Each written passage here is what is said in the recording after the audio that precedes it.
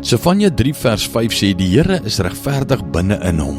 Hy doen geen onreg nie, elke môre laat hy sy reg aan die lig kom, dit ontbreek nooit nie, maar die kwaaddoener ken geen skaamte nie. My vriend, Jesus is 'n verlosser wat die moeite werd is om te hê. Baie mense heg waarde aan iets na gelang van die betroubaarheid. Is dit goeie kwaliteit? Gaan dit konstant werk? Kan ek dit vertrou? Nou as jy 'n ou voertuig gehad het, dan leer jy gou die waarde van betroubaarheid ken. Ons lewe in 'n dryfsand wêreld waar 'n mens se woord nie meer sy woord is nie, waar 'n handdruk nie meer tel nie en kontrakte en klousules noodsaaklik is, waar beloftes gemaak word om te breek. Waarborge kan nie meer gegee word nie, want die grond onder ons voete is baie onstabiel en onseker. Maar die woord van God sê, ons het 'n rots. In hom het ons 'n koninkryk wat nie geskit kan word nie. Sy woord sal nooit leeg terugkeer nie. Hy is gister, vandag en môre presies dieselfde. Ons kan hom verseker op sy woord neem. Onder sy vlerke vind ons skuilings en niks of niemand sal ons ooit uit sy hand uit kan ruk. Abba Vader, baie dankie Here vir u beloftes in die woord. Dankie dat ons daarop kan staan. Here, dankie dat u 'n God is wat ons kan vertrou.